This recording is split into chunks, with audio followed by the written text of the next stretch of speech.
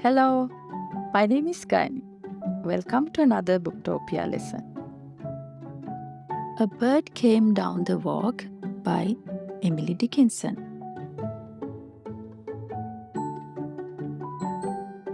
Emily Elizabeth Dickinson was an American poet who lived in the 19th century. She is considered one of the most important figures in American poetry and is known for her unique style, which often featured short, fragmented lines and unconventional punctuation. Despite her reclusive life, Dickinson's work has had a lasting impact on American literature and continues to be widely read and studied today. Her poems often explore themes of death, nature, spirituality, and the human experience.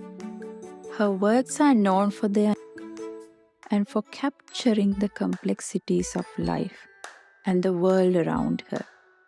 Dickinson's writing also reflects her interest in and observation of the world, as well as her personal experiences and emotions. This famous quote of Emily Dickinson reflects her approach towards nature. Nature is what we know, yet have not art to say, so important our wisdom is to her simplicity. We humans think that we know fully well about nature, but according to Dickinson, we do not have the language. Yet have not art means we don't have the language, and our wisdom, our intelligence is so important, so weak to describe the simplicity of nature. Before I start explaining the poem, I want to show you two versions of this poem. This one is the closed transcription and the other one is the first published version. And this version is the one that appears in the anthology. In the closed transcription, as you can see, she has used strong dash at the end of most of the lines in the poem. So these dash are called as end stop lines. The lines that end with dash are called as end stop lines. But in this version, you will find only one strong dash here. In this lesson, I am going to use this version for the explanation. Now I will recite the poem. A Bird Came Down the Walk by Emily Dickinson. A bird came down the walk. He did not know I saw. He bit an angleworm in house and ate a fellow roe. And then he drank a dew from a convenient grass, and then hopped sidewise to the wall to let a beetle pass. He glanced with rapid eyes that hurried all abroad. They looked like frightened beads, I thought. He stirred his velvet head like one in danger. Cautious, I offered him a crumb. And then he unrolled his feathers and rowed him softer home. Their nose divide the ocean, too silver for a seam, or butterflies off banks of noon leave splashless as they swim. Now I'll analyze the poem line by line. In the first stanza, the first line is the title of the poem, A Bird Came Down the Walk. Now in this poem, there's an observer. An observer is also the narrator or the speaker of the poem. Right. According to the narrator, a bird came down the walk. Now, the walk here is a walkway or a path. It's a man-made path in order to walk on without stepping on the lawn or the grass. Usually the walks, this was common during the Victorian mansions in big houses where there were huge gardens. So interestingly, it seems like the bird has understood the purpose of the walk and he on the walk. He didn't know I saw. He did not know I saw. So he here is a personification. Writer has personified the bird. He did not know I saw. Now I told you in the beginning, the poetess observed the bird. Secretly, she observes the bird. So I here is the observer narrator, or also we can say the poet persona. He did not know I saw. He bit an angleworm in house. Personification he. And what did he do? He split this angleworm into two. Angleworm is a earthworm. Now interest earthworms, maybe they earn this particular name through the term anglers. Now anglers are fishermen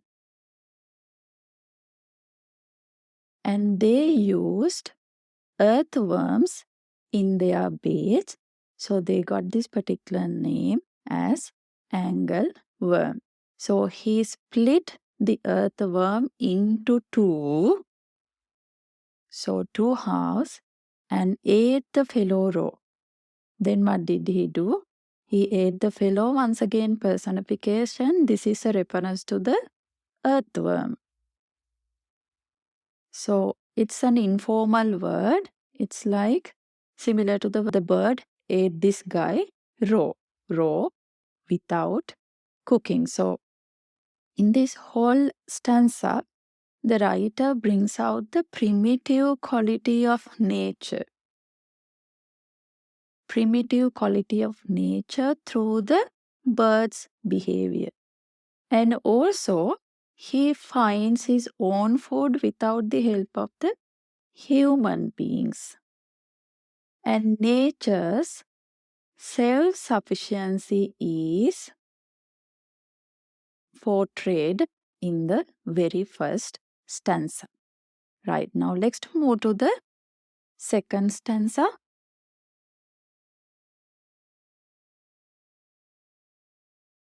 And then he drank a dew from a convenient grass.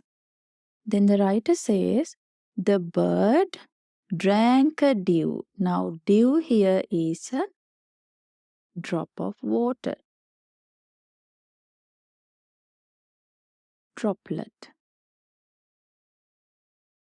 From a convenient grass. After finishing his meal, he drank some water. How did he do that? From a convenient grass. Now, this phrase is this is an example where Emily Dickinson has used unconventional language. Now, this is quite a grass. So, convenient grass means from a nearby grass, right? Or let's say from a handy grass, handy blade of a grass. He does not have to go far to drink water, right? From a nearby grass, he drank water. That's why the writer says convenient grass. Here, blade, grass. And then hopped sidewise to the wall. Then what did he do? Hopped, jumped sidewise to the wall. He let a beetle pass. In a very gentlemanly manner, he gave some space to a beetle. Now, interestingly, beetle is an insect, a bird's favorite food. But he did not try to eat the beetle. He simply let the beetle pass in a very peaceful manner. Why the bird is full now? He has already taken his meal and he does not need more food. And once again, this suggests the simplicity of nature. Simplicity, and once again, in the next stanza, the writer says, he glanced with rapid eyes. Now, after drinking water, what did he do? He glanced. Glance is to have a quick look. Without staring at something, to have a quick look with rapid eyes. Rapid means quickly moving. Quickly moving eyes. And his eyes are so quick. They are quickly moving here and there. That hurried all abroad. What does this mean? His eyes searched everywhere or all around. His eyes searched everywhere. That hurried all abroad. Why? Because the birds, if you have keenly observed the behavior of a bird, it's quite obvious that they are very vigilant. Why? Carefully observing nature or threats to their lives. Now, birds are small animals and there can be threats to their lives from human beings or other larger animals. Now, interestingly, in this poem, the earthworm became the prey of the bird, which is a larger animal than itself, but also, interestingly, the bird can be a prey of another larger animal. That's the nature of nature. They look like frightened bees. According to the writer, the eyes of the birds look like frightened bees. And it's a simile. The eyes are compared to the frightened beads. Beads are very shiny objects. So this suggests the beauty of the bird as well. I thought he stirred his velvet head. What did he do then? Next, stirred means to once again to move. He stirred to move quickly his velvet head. Once again, this suggests the beauty of the bird. Now, velvet is a shiny material, and also usually velvet is little bit, the material is little bit. X head suggests the beauty of the bird. Next, move to the next stanza. Now the last line of the previous stanza continues next stanza, this stanza. He stirred his velvet head like one in danger. Now we know the technique. It's a run-on line. Run-on line, or there's another word for this one. Enjambment. Like one in danger, cautious. Now, I told you in the introduction the use of punctuation marks, especially commas and full stops, can make a lot of a difference. Now, since in the previous line the writer does not use any commas or full stop, that means the idea continues up to this one. One in danger can be a reference to the bird. The bird is the one who behaves someone who is in danger. So then it ends here with this semicolon, cautious. I offered him a crumb. So the writer, in a very careful manner, cautious, careful. So he simply suggests carefully, I offered him a crumb. Now look at this word. Instead of the word gave, the writer uses offered. It simply suggests she did it with much respect.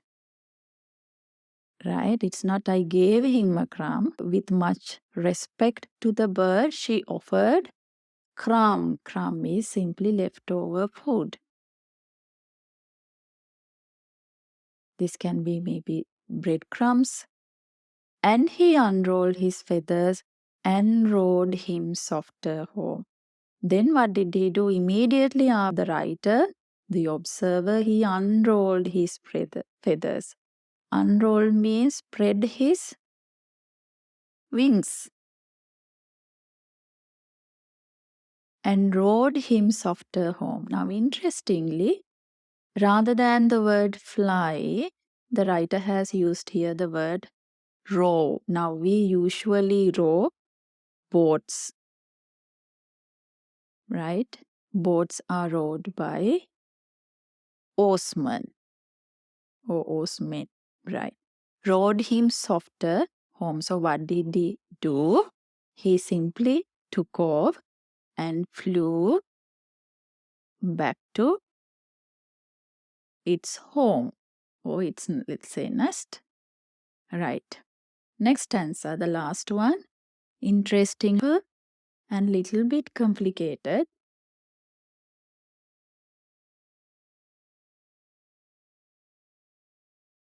Using two metaphors, the writer here compares the flight of the bird. Now, let's look at the first metaphor. Now, this one, the first, the bird took off or flew away, then nose divide the ocean, two silver for a seam. You have to understand this very carefully. Now, here I wrote the word oarsman, right? And they use oars to row a boat, right? They use oars to row a boat, and their action is very quick, fast, and also you can use the word swift. So the bird's flight is swifter, faster, or quicker than the action of the oarsman. What do? The oars divide the ocean. When the oars dip into the ocean, it will divide the water in the ocean, but it will not do silver for a seam. Here, seam, the meaning here can be taken division of the water, simply a ripple, right? Without making ripples, the writers dip their oars into the ocean. There's no time to make ripples. Why? Their action is so quick or so swift.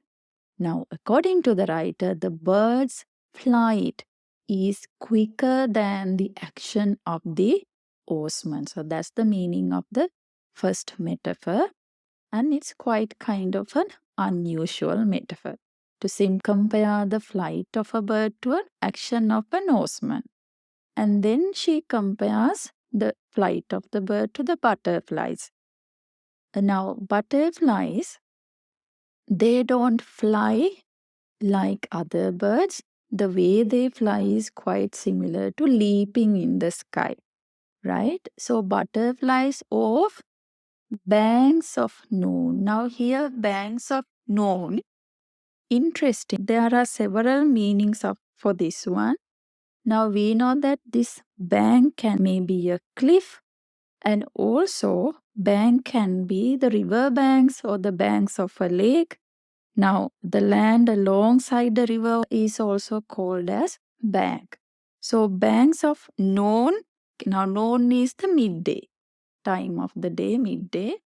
So, this middle of the day as a cliff. So, one meaning is that the writer has taken the middle of the day as a cliff. Or the other meaning, I think maybe she refers to the butterflies who are on the banks of a lake or a river. After resting there, they take off. They fly into the sky. How do they do that? They leave flashless as they seem. Flashless means without producing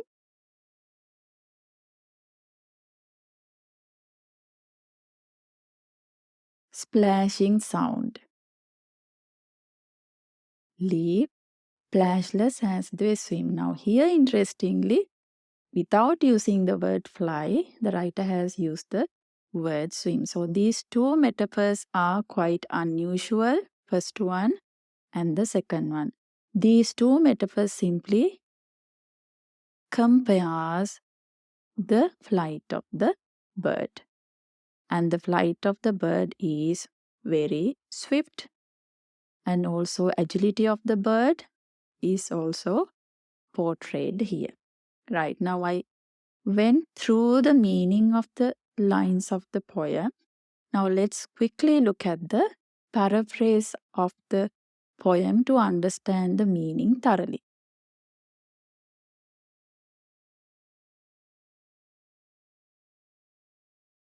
A bird came down and perched on the walkway. He was not aware that I saw him. He split an earthworm into two and ate it raw. Then he drank a drop of water from a nearby grass and hopped towards the wall to let a beetle pass. He searched all around him through his frightened eyes, which looked like shiny yet frightened beads. He moved his soft velvet head like he was sensing some imminent danger. Carefully, I offered him a crumb, but the bird spread its wings and flew away. His flight was swifter and faster than an oarsman dipping the oar into the ocean without making any ripples. Its flight is like the butterflies that leap at midday and swim through the sky without making any splashing sound. What are the themes and techniques used by the writer Emily Dickinson in her poem, A Bird Came Down the Walk? Now, if you look at the themes first, the very first theme can be taken as dual aspect of nature. Now, this is very quite common in most nature poems. And dual aspect, once again, the positive side and the negative side. Now, here, throughout the poem, the writer describes the beauty of the bird. She observes quite close the actions of the bird, and then also she describes the beauty of the bird and his actions. And at the same time, the brutality of the bird. Now, in the first stanza, she says he bit an angleworm. It simply suggests violence or violent nature of nature. So, through these lines, the writer simply portrays the negative side, the brutal side, the bad side of dual aspect of nature is one of the prominent themes poem. And it's not just this one and the threatened by the intervention of the poetess. She intervened the process of nature and it simply posed a threat to the bird who was part of nature.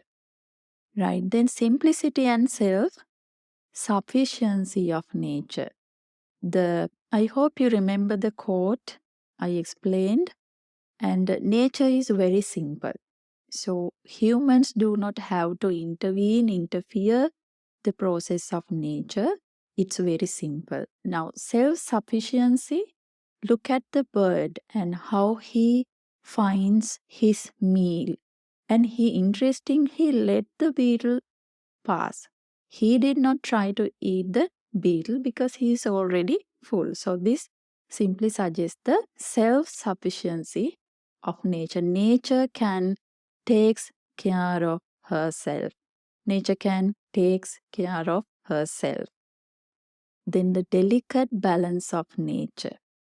Now this simply suggests I hope you all know about the food chain in nature.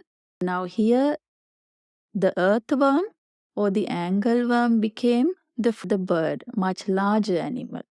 And also we know that the bird is going food of another larger animal. So this is how the food chain, it's quietly helpful to maintain the delicate balance of nature. Primitive quality of nature, once again, through the action of the bird, without simply cooking. Now, we think that we are civilized, and therefore that's why, unlike the primitive men, we cook food, we meat and fish.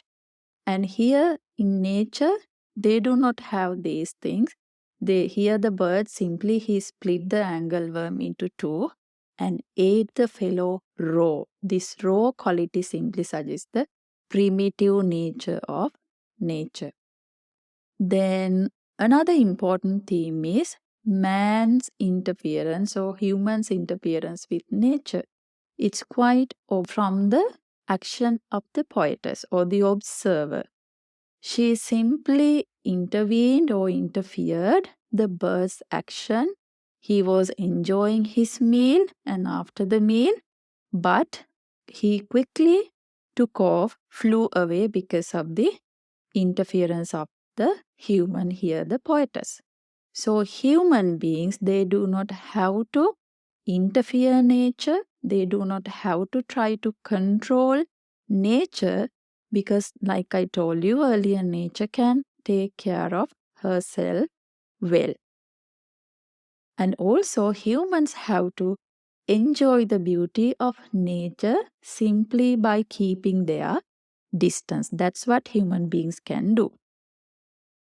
Another theme is how nature inspires poets. Now, this is quite relevant to poems that come under nature category. She observes normal activity, very common day-to-day activity that takes place in nature. And then she was inspired by this behavior of the bird, and this is the final product of it. Another theme is predator versus prey. Now, in this poem, the bird at one point is the predator, and the angleworm becomes the prey.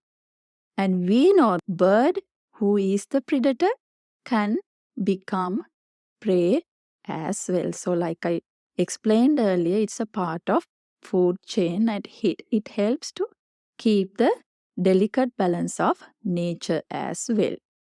Another theme is beauty, brutality and peril, and this is quite related to the very first theme I discussed, dual aspect of nature.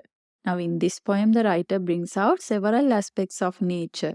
One is beauty and brutality. Nature is beautiful.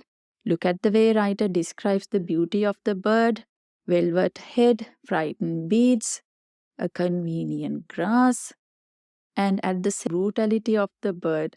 Even this is portrayed as a very simple, it's really brutal, right? The bird simply ate the fellow, the earth splitting it into two, and he ate it raw.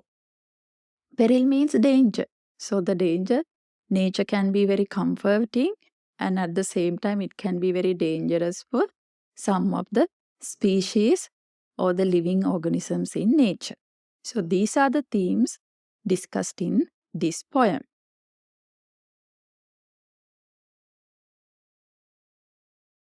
What are the techniques the writer has used in these poems? Take a look. The very first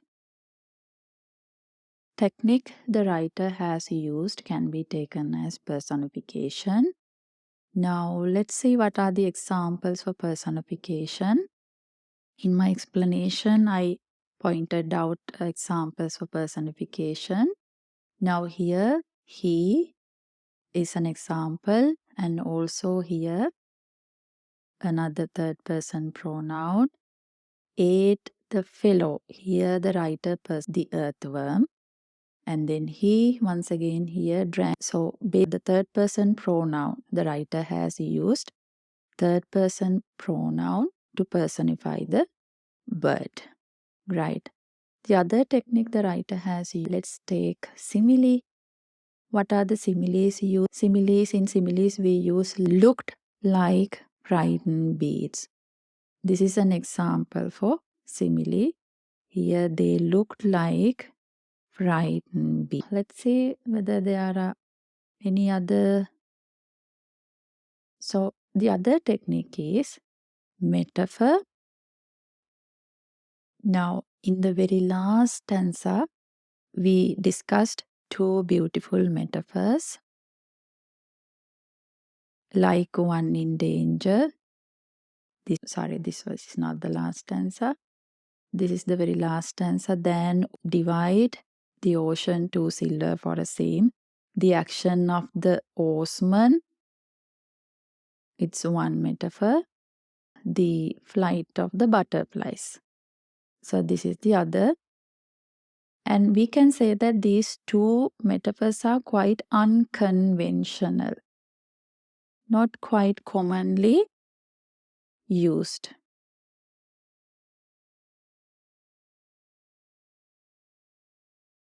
Right. Okay. Let's go to the other technique. Anaphora. Now, anaphora is an interesting technique. In anaphora, the writer use the exact word or words in the sentence pieces of literature. Now here we can take and. The word and is repeated and then repeated in the. That's an example for anaphora. Let's see in the it is available in the other one as well. See and. This is an example for anaphora. Right. Let's move to the other alliteration. Let's take all these together. Assonance and consonants. Now alliteration, consonant sound is repeated. Now for example, let's go from the beginning. Now here drank a dew. The sound is repeated. Words butterfly in the very last stanza. Butterflies banks.